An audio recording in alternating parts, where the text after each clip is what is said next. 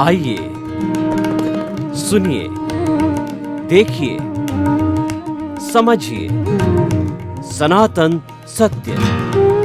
जैसी दृष्टि वैसी सृष्टि, दृष्टि विज्ञान। कुदरत, कुदरती रचना एवं कुदरत के कानून से शाश्वत सुख की प्राप्ति। जोधपुर के परम पूज्य महात्मा उपासक प्रोफेसर डॉक्टर सोहन राज तातेड़ के निर्देशन में सनातन सत्य। जैसी दृष्टि वैसी सृष्टि, दृष्टि विज्ञान।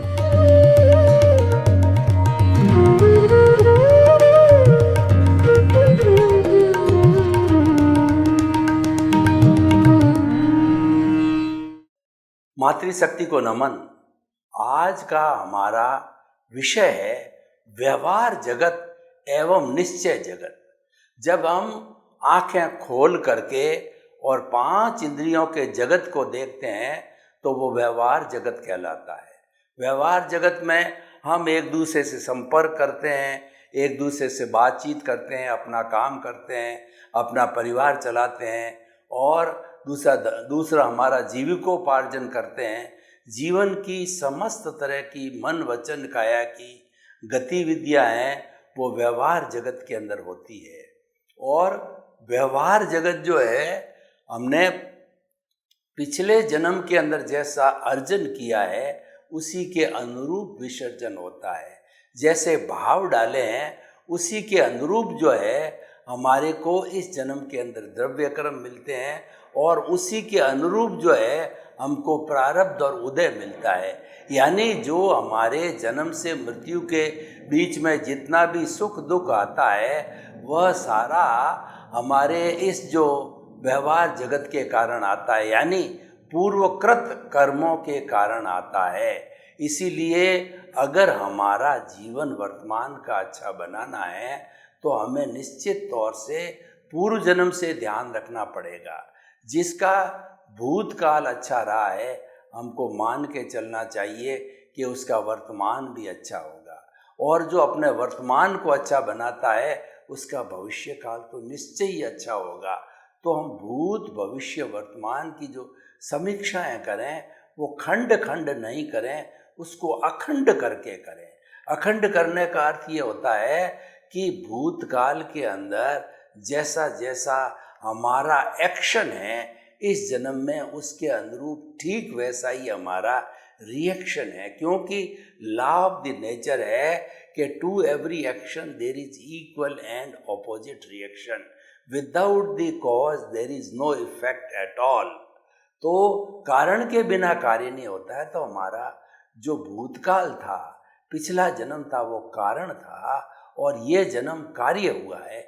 इसका मतलब ये जन्म हमारा रिजल्ट है, ये जन्म हमारा भुगतान है। इसीलिए कहा है कि ये मन वचन काया रूपी शरीर है, पिछले जन्म के कर्मों के भुगतान के लिए मिला है। बस इसका यही रोल है। जब भुगतान पूरा होता है, जब इस शरीर का आयुष्य कर्म पूरा हो जाता है तो इस शरीर को जला दिया जाता है और फिर आत्मा दूसरे शरीर के अंदर दूसरी तरह का आयुष्य जो है वो अर्जन करता है और ये साइकिल चलती रहती है। तो व्यवहार जगत के अंदर सारा कुछ जो हमारा जो जीना होता है सब व्यवहार जगत में ही होता है। देखिए, व्यवहार जगत के अंदर कई बार कठिनाइयाँ भी आती है, तकलीफ भी आता है, सुख भी आता है, क्योंकि सुख और दुख है वो धूप छांव की तरह हुआ करते हैं, वो आते रहते हैं, जाते रहते हैं। इसीलिए हमेशा हमें चिंतन करना चाहिए कि यह भी चला जाएगा, क्योंकि मन वचन काया तथा उससे जुड़ी हुई अवस्था मात्र कुदरती रचना है और वो व्यवस्थित है। इसका अर्थ ये हुआ कि जो हमारे मन वचन काया से हम जो कुछ भी करते हैं वह हमारा पूर्व जन्म की फिल्म है। वो पूर्व जन्म में हमने जैसे जैसे चार्ज करके बैटरियां, मन वचन काया की बैटरियां चार्ज करके लाए हैं, वैसा ही इस जन्म के अंदर हमको फल मिलता है। ये कर्म फल है। पुराने जन्म का जो है वो तो हमारा किया हुआ कर्म है और इस जन्म के अंदर हमको कर्म फल मिलता है, वो उदय और प्रारब्ध के अधीन मिलता है। तो ये सारा व्यवहार जगत है। देखिए, व्यवहार जगत के अंदर व्यक्ति को अच्छा बनने की कोशिश करनी चाहिए, क्योंकि जो कुछ भी हमारा प्रदर्शन है वो व्यवहार जगत में ही होता है।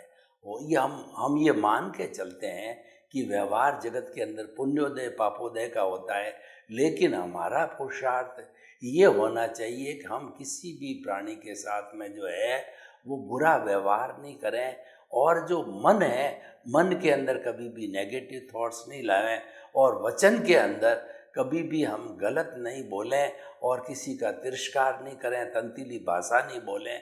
और भाषा के लिए कहा गया है कि ऐसी बानी बोलिए और मन का आपा खोए, औरन को शीतल करे और आप शीतल हो। हम जितना बोलें वो सत्य बोला जाए, और जो है हितकारी बोला जाए, किसी का अहित नहीं होना चाहिए, मृषा भाषा नहीं बोली जाए, तंतीली भाषा नहीं बोली जाए, टॉन्टिंग भाषा नहीं बोली जाए। और शरीर के अनुसार जो है हमको जो है हर एक के साथ में अच्छा व्यवहार करने की कोशिश करनी चाहिए, परोपकार करना चाहिए, और बड़ों को प्रणाम करना चाहिए, बड़ों से आशीर्वाद लेना चाहिए, विनय का भाव रखना चाहिए। यानी हमको कोशिश करनी चाहिए एक अच्छा इंसान बनने की, अच्छा इंसान बनने की कोशिश, अच्छा इंसान बनने का प्रदर्शन, वो सारा हमारा व्यवहार जगत के अंदर होता है। तो जितने भी अच्छे संस्कार जो दिए जाते हैं, लिए जाते हैं, ये सब व्यवहार जगत के अंदर दिए जाते हैं। माता पिता बचपन के अंदर बच्चों को अच्छे अच्छे संस्कार देते हैं ताकि कि वो बड़े होकर के सुसंस्कारी बने। इसीलिए जो है वो संतान के लिए कहा गया है कि पूत कपूत का धन संचय, कि चाहे सपूत है कपूत है, उसके लिए धन संचय करने की क्या आवश्यकता है, उसको अच्छे अच्छे संस्कार दो। क्योंकि अगर अच्छे संस्कार दिए हुए हैं तो फिर वो धन जो उसके पास है उसको कई कई गुना मल्टीप्लाई कर देगा अपने दिमाग से, पुरुषार्थ से। और अगर मान लो वह व्यक्ति लिथार्जिक है, वह व्यक्ति पुरुषार्थ करने वाला नहीं है, तो आप चाहे कितना ही धन दे दो, उस धन को उड़ा देगा, उस धन की दुर्गति कर देगा। इसीलिए व्यवहार जगत के अंदर संस्कारों का बहुत बड़ा ऊंचा स्थान है। व्यवहार जगत में परामर्श भी देना होता है, सलाह भी देना होता है, और ये समय समय पर दी जानी चाहिए। जो लोग बुज़ुर्ग लोग हैं, सीनियर सिटीजन हैं, वो अनुभव का खजाना होते हैं। उनका दायित्व होता है कि घर में उनसे जो छोटे हैं उनको अपना अनुभव शेयर करना चाहिए, क्योंकि वो तो जो है वो युवाओं की चाल ढाल दे के बता सकते हैं कि ये युवा आगे जाकर के सफल होगा या असफल होगा। तो हम कोशिश करें उसको उस कदम के ऊपर कि उसको, अगर वो असफलता की ओर बढ़ रहा है, अगर वो व्यसन की ओर बढ़ रहा है, अगर वो अपराध की ओर बढ़ रहा है, अगर वो आतंकवाद की ओर बढ़ रहा है, तो ऐसे स्थान पर तुरंत हम उसको रोक लेना चाहिए। वो कदम उसका आगे बढ़ना नहीं चाहिए, क्योंकि वो कदम है बहुत आगे घातक होगा। और व्यवहार जगत के अंदर देखिए अतिथि देवो भव की भी जो परंपरा चलती है, हमारे घर के अंदर कोई भी अतिथि आवे, अतिथि का अर्थ होता है कि जिसके कोई तिथि नहीं होती, बिना तिथि का आता है। तो कोई भी व्यक्ति कभी भी घर के अंदर आ जाता है तो उसकी सार संभाल होनी चाहिए, उसकी मान मनुवार होनी चाहिए, यानी अतिथि के साथ में हमें अच्छा सलूक करना चाहिए। तो इस प्रकार से व्यवहार जगत है वो, इसका दायरा बहुत बड़ा दायरा होता है, और ये दायरा जो है वो हमें जो है एक अच्छा इंसान बनने की प्रेरणा देता और अच्छा इंसान बनना चाहिए। अब व्यवहार जगत के अंदर वो कौन कौन से घटक है जो कि हमको व्यवहार कुशल बनने नहीं देते हैं, उसमें से सबसे बड़ा घटक है क्रोध। जो हमारा क्रोध है वह अमृत को जहर बना देता है, वो मित्र को दुश्मन बना देता है, हमारा मूड ऑफ कर देता है और सामने वाले का भी मूड ऑफ कर देता है। जो ही व्यक्ति में क्रोध आता है उसके अंदर कुछ इस तरीके से हार्मोन्स बनते हैं जो कि उसको डैमेज करने वाले हैं, उसकी विटालिटी को ख़त्म करने वाले हैं, उसके ब्लड को जहर बनाने वाले होते हैं, और उसका परिणाम जो है बहुत दूषित परिणाम आता है। तो हमें क्रोध को छोड़ने का कोशिश करना चाहिए। और दूसरा अहंकार है, व्यक्ति को सुपीरियर बना देता है और दूसरे लोगों को अपने से छोटा मानता है। इस अहंकार की स्थिति में व्यक्ति हर एक से संबंध जोड़ नहीं पाता, उसके संबंध टूटते जाते हैं, उसकी लोकप्रियता समाप्त हो जाती है, और वो व्यक्ति जब समाज से कट जाता है तो उसकी कोई पूछ नहीं रहती है और उसका जीवन यापन करना भी मुश्किल हो जाता है। इसीलिए भाई और बहनों, हमें व्यवहार जगत के अंदर हमेशा सावचेत रहना चाहिए। व्यवहार जगत के अंदर व्यवहार कुशलता बहुत जरूरी है। व्यवहार कुशलता का अर्थ ये हुआ कि कोई व्यक्ति अगर हमारे से संपर्क करके किसी बात का खुलासा, गाइडेंस, कोई सलाह मांगता है तो हमारा कर्तव्य होता है कि क्योंकि हम उस जो है क्षेत्र के, उस फील्ड के एक्सपर्ट हैं, तो हमें वह उसको सलाह दी जानी चाहिए। क्योंकि वो सलाह की अपेक्षा से हमको पूछ रहा है, तो किसी भी व्यक्ति को इग्नोर नहीं किया जाना चाहिए। चाहे फ़ोन के माध्यम से, चाहे व्यक्तिगत रूप से, चाहे पत्र के रूप में, कोई भी व्यक्ति हमारी मदद मांगता है और अगर मदद हमारे दायरे में होती है तो वह अवश्य ही करनी चाहिए। क्योंकि उससे हमारी व्यवहार जगत के अंदर पहचान बनती है, समाज में पहचान बनती है। क्योंकि व्यवहार जगत का अर्थ हुआ कि हम स्वयं के लिए कैसा व्यवहार करते हैं वो तो है ही, ये मुख्य बात है। लेकिन हम दूसरों के साथ कैसा व्यवहार करते हैं और दूसरों को कैसा ट्रीट करते हैं, दूसरों के साथ में हमारे कैसे संबंध है, ये सारा व्यवहार जगत के अंदर आता है। व्यवहार जगत एक समुंदर की तरह है, लेकिन ये जो व्यवहार जगत है, देखिए, इसके अंदर वही व्यक्ति हमारे संपर्क में आएगा जिसके साथ कुछ न कुछ हिसाब बाकी है। वही व्यक्ति घर पे आकर के घंटी बजाएगा जो हमारे में कुछ मांगता है, कुछ लेने आता है या देने आता है। उदाहरण के तौर पर देखिए, अगर किसी व्यक्ति ने किसी व्यक्ति को जो किसी व्यक्ति ने हमारे से 10,000 रुपये ले लिए, तो या हम ले लिए तो हम जब मांगने जाते हैं तो उससे बार बार मांगना पड़ता है। या हमारे में कोई पैसे मांगता है तो वह थोड़े थोड़े दिन के बाद में जैसा हम कहेंगे आके घंटी बजाएगा। तो हम आपसे ये प्रश्न करना चाहते हैं कि वही व्यक्ति बार बार क्यों घंटी बजा रहा है? क्योंकि उस व्यक्ति का इस जन्म का, पूर्व जन्म का कोई हिसाब है। तो व्यवहार जगत के अंदर हम आपको एक सनातन सत्य देना चाहते हैं, एक लॉ ऑफ द नेचर देना चाहते हैं कि व्यवहार जगत के अंदर जो हमारा गिव एंड टेक है, यानी लेना और देना होता है, वह जो है हम खुद पीछे से लेकर के आए हैं। दुनिया की ऐसी कोई भी ताकत नहीं है जो कि आपका भला कर सके व्यवहार जगत के अंदर या आपका बुरा कर सके। आपके पूर्वकृत कर्म ही जब उदय और प्रारंभ के अधीन आते हैं तभी वो आपका भला और बुरा करते हैं। इसलिए व्यवहार जगत को हमें अच्छी तरह से समझना है कि व्यवहार शुद्धि बिना निश्चय शुद्धि नहीं है। निश्चय तो शुद्धि है, लेकिन वह व्यवहार जगत भुगतान बाकी है किसी का, किसी की एनओसी बाकी है, तो वो एनओसी जब हमको मिल जाती है तो उसके बाद में हमारा किसी से हिसाब नहीं रहता है। और जब हिसाब नहीं होता है तो ये हमारा भीतर विराजमान प्रभु और आत्मा है, वह जो है सिद्ध, बुद्ध और मुक्त बन सकती है। ये सारी बात हमने व्यवहार जगत की बात कही, व्यवहार जगत को सुधारने की बात कही, व्यवहार कुशलता की बात कही। अब हम थोड़ा भीतरी जगत की बात करते हैं। जो निश्चय जगत होता है वो भीतरी जगत में ही होता है, और भीतरी जगत है वो हमारे अस्तित्व का और हमारे कहना चाहिए कि स्वभाव का जो है प्रतीक होता है। तो भीतरी जगत के अंदर हमें गोते लगाने चाहिए और अपने आप से ये प्रश्न करना चाहिए कि मैं कौन हूँ। जब हमको जो है अपने स्वरूप की जानकारी हो जाती है तो सब कुछ जानकारी होती है। और सबसे बड़ा मानव जीवन का जो श्रेष्ठतम जो है उद्देश्य है वो है अपने स्वरूप की जानकारी करनी कि मेरे साथ जो चेतन तत्व है, आत्म तत्व है, जिसकी ताकत से मैं बोल रहा हूँ, जिसकी ताकत से मैं चलता हूँ, फिरता हूँ, मन वचन काया की हर प्रवृत्ति करता हूँ, पुरुषार्थ करता हूँ, तो वह जो चेतन तत्व है वही निश्चय जगत है। और उसी की हाजिरी से होता है, उसकी प्रेजेंस से होता है, और वह अनंत ज्ञान, अनंत दर्शन, अनंत शक्ति और अनंत सुख का धाम होता है, वो ज्ञाता दृष्टा होता है। तो व्यवहार जगत और निश्चय जगत जो है दोनों का संतुलन होना जरूरी है। निश्चय जगत से हमको शाश्वत सुख की प्राप्ति हो जाती है। शाश्वत सुख का अर्थ होता है कि परमानेंट सुख, कि उसके बाद किसी प्रकार का दुख आए ही नहीं।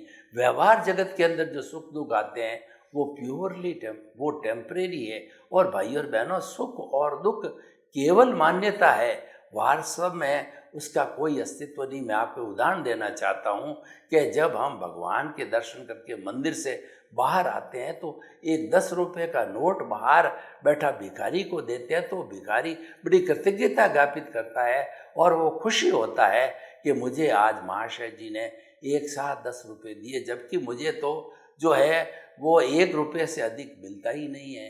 तो इसीलिए वह जो है वो प्रसन्न हो गया।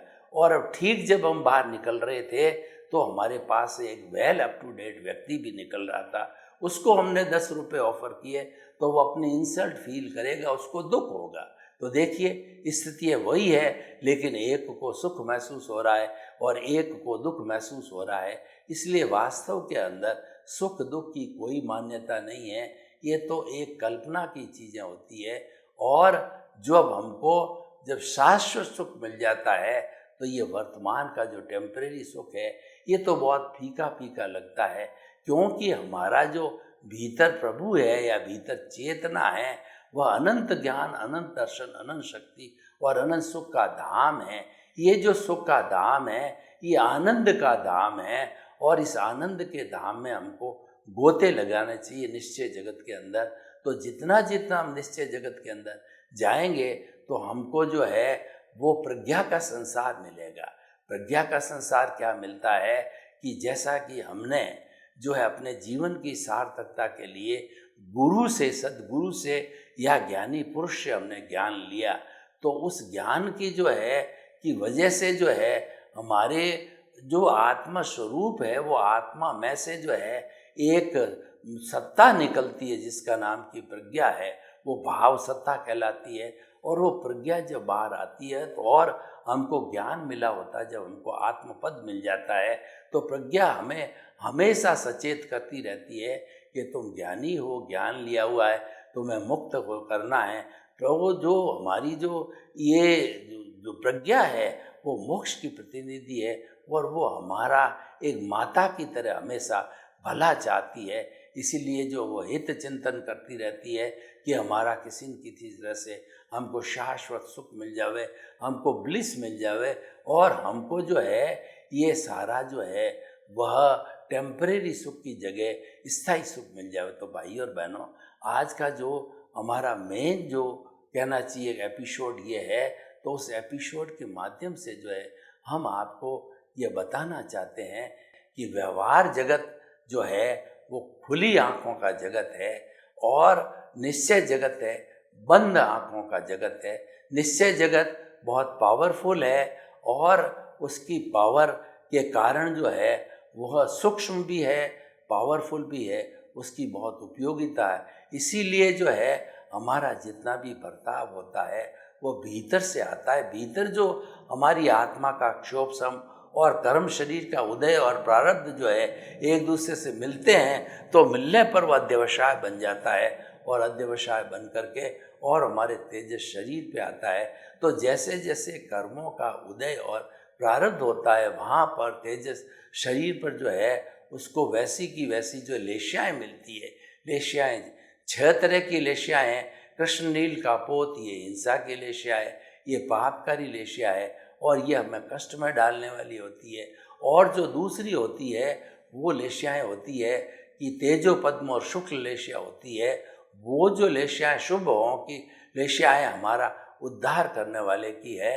और दोनों तरह की जो लेशियाएँ हैं उसके बारे में मनुष्य को पूरा जो है सावधान रहना चाहिए। और वहाँ से जब हमारा ये तेजस शरीर इन लेशियों के अनुरूप जो है और जो हमारा स्थूल शरीर का मालिक चित्त है, बुद्धि है, उनकी सहायता से वो जो कुछ भी जो है वो उनकी सहायता से जो कुछ उनको मिला होता है तो उसके माध्यम से वह उसको ग्रहण करके और आगे भेज देती है। और भीतर से जैसे शुभ और अशुभ भाव आते हैं वो अशुभ भाव जो है हमारे इस जो है स्थूल शरीर पर काम करके और हमको संस्कारी बना देते हैं। तो भाई और बहनों, हम ये कहना चाहते हैं कि आज का जो हमारा मूल विषय है कि जो व्यवहार जगत और निश्चय जगत है दोनों का कॉम्बिनेशन होना ज़रूरी है। व्यवहार जगत है वो भुगतने के लिए है और निश्चय जगत है वो मुक्ति में जाने के लिए है। तो दोनों का जब आपस में तालमेल हो जाता है, दोनों साथ साथ रहते हैं, दोनों जो है ये लाइन ऑफ डिमार्केशन होती दोनों के अंदर कि ये जो है हमारा व्यवहार जगत है और ये निश्चय जगत है। जब दोनों की जो है डिमार्केशन हो जाती है तो डिमार्केशन होने के बाद के अंदर हम सहज ही अपने जीवन को भी वैसा ढाल सकते हैं, वैसा अडॉप्ट कर सकते हैं।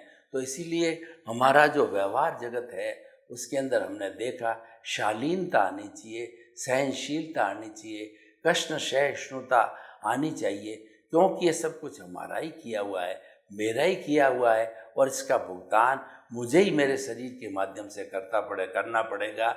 और निश्चय जगत जो होता है वो निश्चय जगत है मुक्ति की ओर ले जाने की बात करता है। निश्चय जगत के अंदर जो हमारी भाव चेतना प्रज्ञा है उसका सहयोग मिलता है और वो कभी भी भटकाने नहीं देती है। वो हर तरीके से कोशिश करती है कि जो है इस जीव को जो है वो आत्म साक्षात्कार हो, जिसको हम कहते हैं सेल्फ रियलाइजेशन कहा जाता है, यानी आप जो है अपने आप को जानने लग जावें।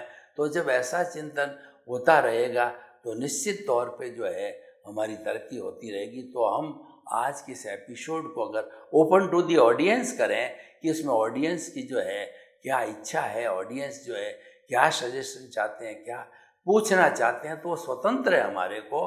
और जब उनके हमारे पास में प्रश्न आते हैं तो उनका हम गहराई से अध्ययन करके और आपको उसकी रिप्लाई देने की कोशिश करते हैं। तो भाई और बहनों, हम आपको बताना चाहते हैं कि व्यवहार जगत और निश्चय जगत एक सिक्के के दो पहलू है, दोनों कॉम्प्लीमेंट्री है और दोनों को खूब जो है डिवोशन और डेडिकेशन जो है कार्य करते रहना चाहिए, ताकि कि व्यक्ति के पुरुषार्थ की वजह से उसकी भाग्य की रेखाएं बदल सके। तो भाई और बहनों, हम आपको बताना चाहते हैं कि ये जो व्यवहार जगत है ये तो हमारा किया हुआ है और ये भुगतता ही आया, भुगतता ही रहेगा। इसीलिए इसके अंदर मध्यस्थता का भाव रखना चाहिए। और जो निश्चय जगत है हमारा, वह जगत हमारे को पूर्वकृत कर्मों के अनुसार मिला है। और जितने भी जो है हमने देखा कि इसके अंदर हमारी आइडियोलॉजी सफल होने वाली होती है तो वो होती रहती है। तो हम आपको ये कहना चाहते हैं कि व्यक्ति को व्यवहार जगत के अंदर अच्छा बनने की कोशिश करनी चाहिए, शुद्ध भावों को डालने की कोशिश करनी चाहिए। और लाइन ऑफ डिमार्केशन है मेन बात, जो हमारा लाइन ऑफ डिमार्केशन है उसके ऊपर साधक को, मुमुक्षु को और महात्मा को पूरा ध्यान देना चाहिए कि ये जो बॉर्डर लाइन जो लक्ष्मण जी खींच के गए थे कि लक्ष्मण रेखा, अगर सीता उस लक्ष्मण रेखा के बाहर नहीं आती पंचवटी के अंदर तो रावण का कोई बस नहीं चलता। लेकिन रावण ने उसको उकसाया, तो उकसाने की वजह से जो है वह दान देने के लिए बाहर आई और उसका अपहरण हो गया। तो हम ये आपको बताना चाहते हैं कि हमारे जीवन में भी जो है कई ऐसे मोड़ आते हैं, लेकिन अब लाइन ऑफ डिमार्केशन, इसके ऊपर आप खड़े रह करके और आप ये देखते रहोगे कि मेरा जो व्यवहार जगत है ये तो अपने ऑटो मोड से चलता है, ये चल रहा है, इसको चलने दो, मुझे इसके बारे में कोई जो है नो ब्लेम नो क्लेम और इसके बारे के अंदर विशेष दिलचस्पी नहीं रखनी है। तो क्योंकि हमको तरना है और मनुष्य ही जो है तर सकता है, तो हमें ऐसी परिस्थिति के अंदर जो है हमें हमारा जो शाश्वत सुख है उसको केंद्र में रख कर के बात करनी चाहिए। और हम जितना हमारे साथ किसी ने बुरा व्यवहार किया या हमने किसी के साथ बुरा व्यवहार किया तो उसका हम जो है आलोचना, प्रतिक्रमण, प्रायश्चित बराबर समय समय पर करते रहेंगे तो ये हमारा जो प्रयास है वो एकदम फलवान हो जाएगा, उससे बहुत फल मिलने वाले हैं। तो भाई और बहनों, निष्कर्ष की भाषा में हम आपको कहना चाहते हैं कि व्यवहार जगत और निश्चय जगत है, ये व्यक्ति के साथ में दोनों जगत लगे रहते हैं और व्यक्ति जो है व्यवहार जगत के अंदर ज़्यादा जीता है, निश्चय जगत के अंदर कम जाता है। और निश्चय जगत जो है वही संचालन करता है बाहर के जगत का। तो हम ये आपको कहना चाहते हैं कि हमारी लाइफ के अंदर, हमारे जीवन के अंदर जो डोमिनेशन है वह जो है व्यवहार जगत का है। तो व्यवहार जगत के जो सूत्र हमने बताए दिए आपको, वह सूत्र जो है हमें हृदयंगम करना चाहिए, और उन सूत्रों का जो अगर हम पालन करते रहें तो उन सूत्रों के पालन के साथ साथ में हमारे दोनों जगत है वो बहुत अच्छे बन सकते हैं, और अच्छे बन करके और हम जो है अपने जीवन को कल्याणकारी, परोपकारी और लोगों के लिए हित करने वाला बना सकते हैं। तो भाई और बहनों, जो आज का हमारा एपिसोड व्यवहार जगत और निश्चय जगत है, आप दोनों में से किसी के प्रति पक्षपात मत करो और किसी के प्रति कोई भी बुरी नज़र की बात मत रखो, क्योंकि यह तो हमारी ध्वनि की प्रतिध्वनि है, ये तो हमारा हिसाब है जो पूरा हमको ही करना पड़ेगा। दूसरा आने के अंदर कोई व्यापार इस जो हिसाब को पूरा करने वाला नहीं है। तो भाई और बहनों, व्यवहार जगत और निश्चय जगत, इन दोनों जगत की जब हमको जानकारी होगी तो उस व्यवहार जगत की जानकारी के साथ ही हमारा निश्चय जगत अच्छा बनने वाला। और हम आपको बताना चाहते हैं कि मूल रूप के अंदर, द्रव्य रूप के अंदर जो हमारा प्रभु कहिए, आत्मा कहिए, जो भीतरी जगत के अंदर विराजमान है, उनके भी हम जो आज के जितना आप जो ये व्यवहार जगत में काम करने वाले हो, तो उसकी जो है प्रतिबिंब भी हमने जो है उसके अंदर देखकर आपको सारी ये योजना बनाई। यानी व्यवहार जगत को अच्छा बनाने के लिए निश्चय जगत से प्रेरणा ली जानी चाहिए। सर्वे भवन्तु सुखिनः, सर्वे सन्तु निरामया। लोक के सब जीवों को सुख मिले, शांति मिले, आनंद मिले, प्रेम मिले, सौहार्द मिले, और इस धरा पर स्वर्ग उतर आए। आपके प्रति मंगल भावना शुभ।